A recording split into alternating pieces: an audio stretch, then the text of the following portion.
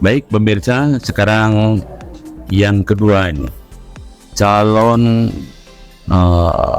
sarjana Sekolah Tinggi Agama Islam Soreang. Baik, bismillahirrahmanirrahim. Saudara Solahuddin ya? Ya, Pak. Betul, Saudara Solahuddin. Saya mengucapkan selamat, saudara masuk kepada sesi terakhir mempertahankan hasil penelitiannya. Siap, Pak. Siap. Oleh karena itu, silakan Anda jelaskan judulnya apa, kemudian latar belakangnya seperti apa. Silakan. Siap. Ya, pertama-tama Assalamualaikum warahmatullahi wabarakatuh, Pak. Izin perkenalkan, nama saya Solahuddin, saya dari Prodi Hukum Ekonomi Syariah.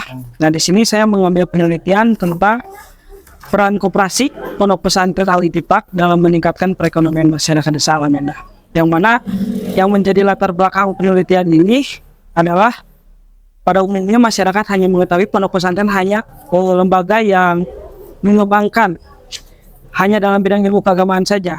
Namun padahal dengan sepertinya pondok pesantren juga mampu berperan aktif dalam kegiatan lingkungan sosial masyarakat lainnya. Salah satunya dalam bidang kegiatan ekonomi. Nah, ada salah satu contoh model kegiatan ekonomi yang diterapkan oleh pondok pesantren itu seperti pendirian koperasi pondok pesantren pesantren, yang mana peran itu akan menjadi suatu manfaat seperti yang dijelaskan oleh Baharudin, Pak, bahwa pondok pesantren itu merupakan suatu koperasi, pondok pesantren itu merupakan suatu koperasi yang didirikan di lingkungan pondok pesantren dan yang bertujuan bukan hanya untuk memenuhi kebutuhan intern dalam suatu pondok pesantren saja, tapi juga bertujuan untuk memenuhi kebutuhan masyarakat sekitar. Nah, karena pondok pesantren, koperasi pondok pesantren memiliki 3 aspek tujuan. Yang pertama, aspek dalam memenuhi kebutuhan intern pondok pesantren itu sendiri.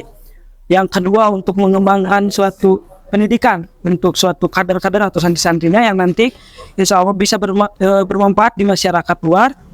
Kemudian yang ketiga, untuk memenuhi pondok pesantren, untuk memenuhi masyarakat sekitar, yang mana hal itu atau definisi tersebut selaras dengan Undang-Undang Pengoperasian Nomor 25 Tahun 1992 Pasal 3 tentang tujuan koperasi, yang mana koperasi itu bertujuan untuk mensejahterakan anggota pada khususnya dan pada umumnya masyarakat sekitar dengan sebagai tatanan ekonomi nasional, penggerak ekonomi nasional yang bertujuan untuk membuat masyarakat maju, adil, makmur, berlandaskan Pancasila dan Undang-Undang Dasar 1945. Nah, di Kabupaten Bandung ini, khususnya di Kecamatan Rancabali, Desa Alamanda, Kampung Ciburial, ada suatu pondok pesantren yang bernama Pondok Pesantren Al-Ittifaq, di mana di sana terdapat suatu kegiatan usaha untuk yang berhubungan dengan suatu masyarakat, yaitu koperasi Pondok Pesantren Al-Ittifaq.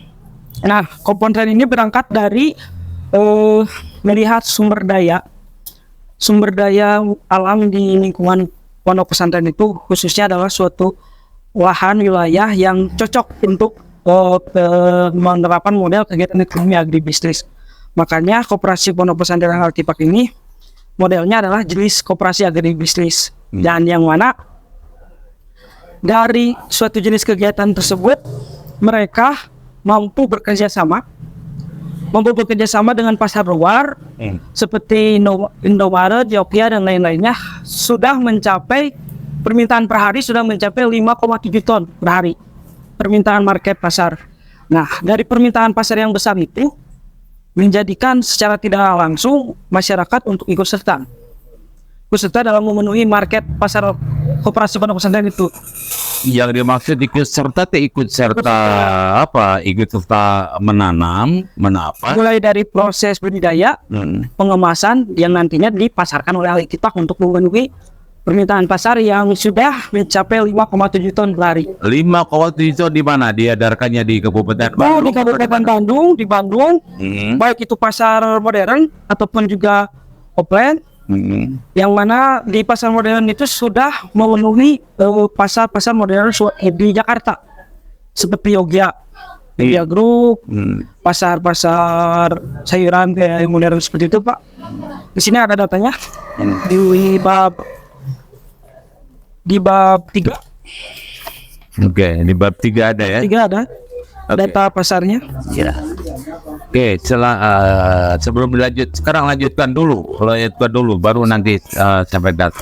Nah, maka dari itu tujuan koperasi sebagai yang telah dijelaskan dalam undang-undang koperasi itu sudah hampir terterapkan oleh koperasi ekonomi syariah. Dan jika ditinjau dari hukum ekonomi Islam, nah penerapan koperasi ini juga memiliki beberapa persamaan dengan konsep prinsip ekonomi Islam.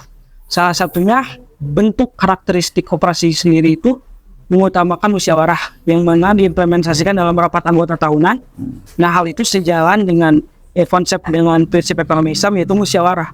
Kemudian ada konsep tolong menolong, karena mungkin koperasi berasal dari ekonomi bawah, maka cocok untuk tolong menolong, dan di Islam itu disebut dengan ta'awun. Kemudian ada persaudaraan, karena ini beranggotakan kelompok kesamaan profesi, kesamaan tujuan, maka ada juga konsep ekonomi Islam yang disebut ukhuwah atau persaudaraan.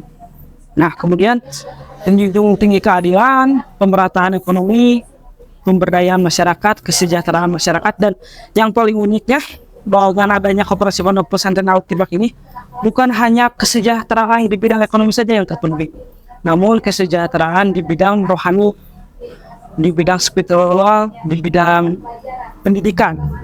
Karena di koperasi pondok pesantren Al-Ittibaq ini sendiri, zakat yang dikeluarkan dan disalurkan kepada pendidikan di pondok pesantren tersebut, maupun di sekolahnya. Karena juga ada sekolah juga yang mana 30%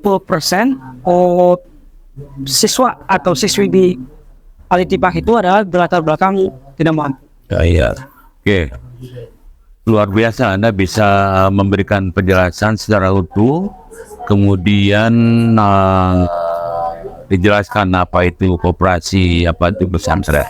Nah, pertanyaannya adalah apa yang membedakan, apa yang membedakan antara koperasi yang Anda teliti dengan koperasi yang umum lah ya, yang di luar. Yang membedakan apa yang menonjol? Oke. Koperasi itu menurut pasal 16 Undang-Undang Perkoperasian nomor 25 tahun 92, bahwa koperasi itu jenis-jenis itu berdasarkan latar belakang kesamaan anggota. Nah, yang membedakan koperasi yang lain umum hanya mungkin untuk memenuhi kebutuhan anggota dan juga untuk masyarakat mungkin yang berhubungan. Yang unik di koperasi pondok pesantren ini, jadi koperasi yang berangkatnya dari pendidikan, yang mana fungsi pesantren itu bukan hanya tentang keagamaan, namun tentang sosial masyarakat lainnya, dibuktikan dalam kegiatan keekonomian dengan hadirnya koperasi ini. Dan di sini mampu berkolaborasi, Pak, yang uniknya. Jadi suatu lembaga mendirikan koperasi, namun bisa bermanfaat untuk masyarakat sekitar. Ya, oke. Sekarang tadi dijelaskan bahwa masyarakat dilibatkan. Kalau lahannya itu milik siapa? Nah, untuk lahannya sendiri itu adalah sistematika koperasi pondok pesantren itu sudah dipikirkan. Jadi sistematikanya tidak langsung dijual ke koperasi. Namun koperasi pondok pesantren Al-Ittibaq membentuk suatu sistem dengan membentuk kelompok tani binaan-binaan, Pak. Yang mana satu kelompok itu terdiri dari beberapa orang dan juga luas wilayah yang digarapnya berapa, dan juga setiap petani atau setiap pelaku yang kelompok itu berbeda-beda jenis kegiatan tanamnya. Ada yang menanam cabai, ada yang menanam sayur-mayur, atau ada yang buah-buahan seperti itu. Karena dari 5,7 tahun itu dari 127 jenis sayuran dan buah-buahan. Tadi juga disebutkan manfaat finansial dan manfaat non finansial. Terutama non finansial yaitu yang diterima oleh para santri. Santri itu kan identik ngaji apa segala. Ngajinya kapan itu kalau kayak gitu? Jadi ada sistematika, Pak, ada paket. Nah, ada jadwal. Jadi misalnya hari ini Sabtu minggu sekali santri yang ini di lapangan. Tapi siang sudah sekolah. Yang misalnya, tapi nggak semua santri terjun di lapangan untuk bertani. Karena di santri itu lebih fokus dalam pengemasan, Pak. Pengemasan di dalam, karena ada suatu ruangan lab pengemasan. Nah, ini saya bawa contohnya, Pak. Coba. contoh produknya yang Ah. di Koperasi Pondok Pesantren. Coba Anda lihatkan ke kamera. Lihatkan Ini ke ada kamera. suatu contoh. Lihatkan ke kamera. Ini pemirsa hasil dari yang diteliti oleh saudara Sola. Dan nanti pemirsa bisa berkomunikasi langsung, memanfaatkan langsung. Coba jelaskan lah. Jadi hasil sayuran dari para petani untuk memenuhi market, yang mana hasil pertanian itu nanti udah dikoordinir, dilakukan suatu pengemasan. Nah, pengemasannya contohnya seperti ini. Nah, nanti ini sudah beres finishing di pengemasan, lanjut dipasarkan ke pasar-pasar yang sudah bekerja sama, market secara pemasaran secara kontinu, Pak. Jogja. Dan itu untuk di wilayah Jakarta dan juga wilayah Bandung. Dan hal sedikit juga informasi bahwa kemarin, kalau tidak salah tanggal 6 Maret, Presiden Joko Widodo, Insinyur Joko Widodo melakukan kunjungan Ya. ke koperasi ini. Yang mana di kunjungan tersebut dibahas bagaimana model pesantren yang mengembangkan kegiatan ekonomi. Oh, jadi presiden udah ke sana. Presiden datang, menteri datang. Menteri. Dan Saya pikir ini cukup nih. Ini pemirsa udah cukup ya. Oke. Sekarang saya sebagai penguji akan menanyakan aspek-aspek yang lainnya. Tolong saudara Sola simpan dulu ke bawah. Siap. Ya, baik. Sekarang pertanyaan lanjutan. Pesantren, koperasi. Anda itu harus tahu pesantren itu ada beberapa unsurnya. Yang pertama harus ada masjid, ada kajiannya, kemudian ada kiainya, ya, kemudian ada pondoknya dan ada santrinya. Ini kelihatannya sudah terpenuhi semua. Yang saya tanyakan adalah dari mana saja itu santri-santri Al-Ittifaq yang mondok di sana itu. Oke, yang pertama ini masyarakat sekitar, Pak. Masyarakat sekitar yang buka mondok, kemudian hasil kemarin wawancara paling banyak itu dari luar Jawa juga banyak, Pak. Ada yang dari Maka kayak itu. Dan selain itu juga karena ini sudah mungkin dampak dari kemarin kunjungan, banyak yang melakukan magang dari universitas lain, Pak. makan ya. Magang, bagaimana penerapan model seperti itu. Oke, silakan Anda buka halaman 8.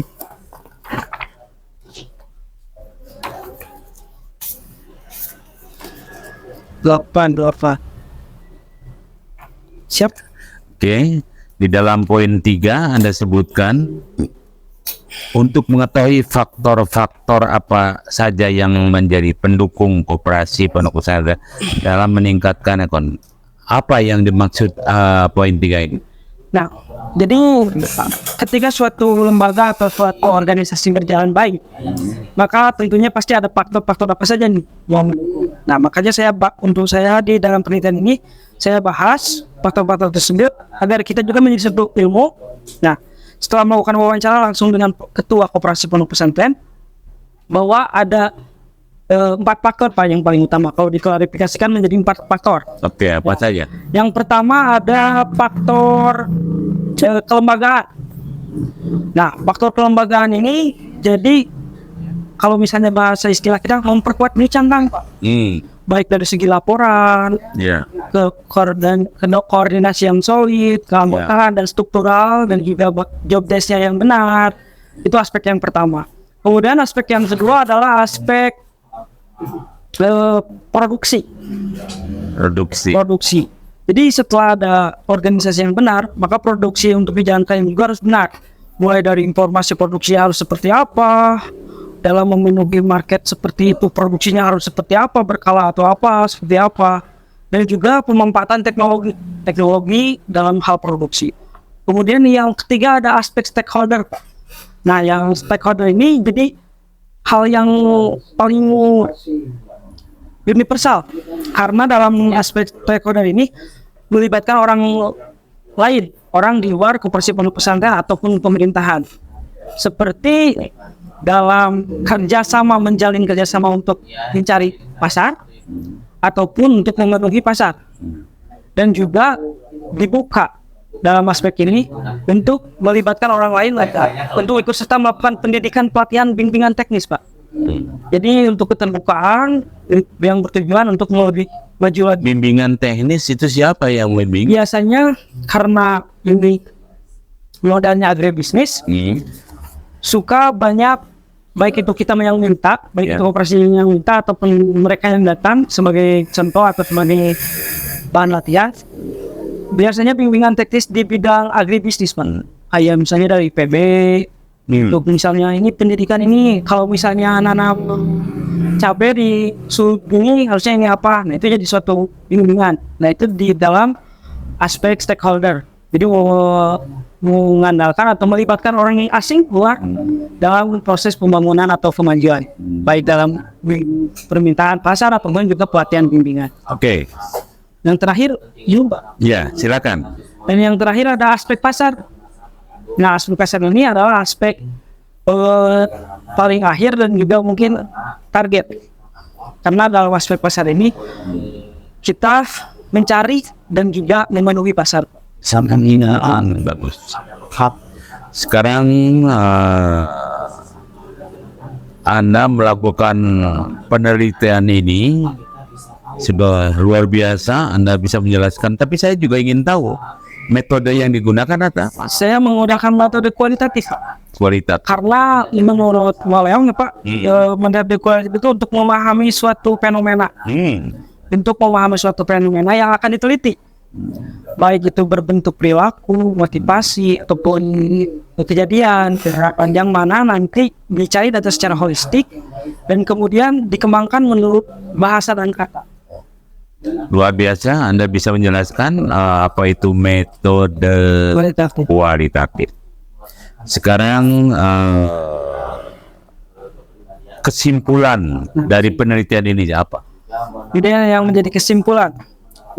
Kesimpulan dari penelitian ini, karena berjudulnya tentang peran, jadi berbicara peran koperasi pondok pesantren itu ini dalam peningkatan perekonomian masyarakat desa Al-Amin itu seperti apa. Setelah melakukan penelitian, dapat disimpulkan oleh peneliti bahwa koperasi pondok pesantren Al-Amin ini mampu berperan dalam meningkatkan perekonomian masyarakat desa Al-Amin. Salah satu caranya dengan mereka sudah memiliki pasar yang mungkin sudah hampir 5,7 juta per hari dari 127 jenis sayuran dan buah-buahan. Nah, hal itu berdampak melibatkan masyarakat secara tidak langsung. Nah, dari situ timbullah kegiatan perekonomian masyarakat itu menjadi berkualitas, yang mana masyarakat dilibatkan untuk melakukan budidaya, pengemasan, pengolahan, dan yang nantinya akan dipasarkan oleh koperasi Alitipang. Kemudian jika dilihat dari tujuan koperasi berdasarkan undang-undang koperasi nomor 25 tahun 1992 pasal 3 bahwa tujuan koperasi itu memenuhi anggota pada intern dulu, anggota khususnya dan umumnya untuk masyarakat. Nah, hal itu sudah terrealisasi pemirsa. Jadi khususnya koperasi pondok pesantren Al-Ittibaq itu sendiri sudah terpenuhi dan juga umumnya masyarakat memenuhi dalam menjual hasil pertanian mereka kemana dan seperti itu kegiatan-kegiatan. Nah, baik, saudara Salahuddin ya, Anda sudah bisa mempertahankan dan menjelaskan secara real termasuk metode dan seterusnya. Saya sebagai penguji mengucapkan selamat, mudah-mudahan Anda nanti menjadi sarjana yang berkualitas karena titel Anda adalah sarjana hukum. Jadi di masyarakat nanti Anda harus menjadi teladan dan menjadi bagian yang memecahkan persoalan-persoalan terkait dengan hukum. Ini juga saya pikir penelitian ini juga terkait dengan itu. Nah, saudara Salahuddin telah bisa mempertahankan dengan baik apa yang dia teliti. Mudah-mudahan menjadi sarjana yang berkelas dan berkualitas. Amin. Terima kasih pemirsa, semoga ada manfaatnya untuk peserta uji Yang kedua dianggap cukup. Terima kasih. Assalamualaikum warahmatullahi wabarakatuh.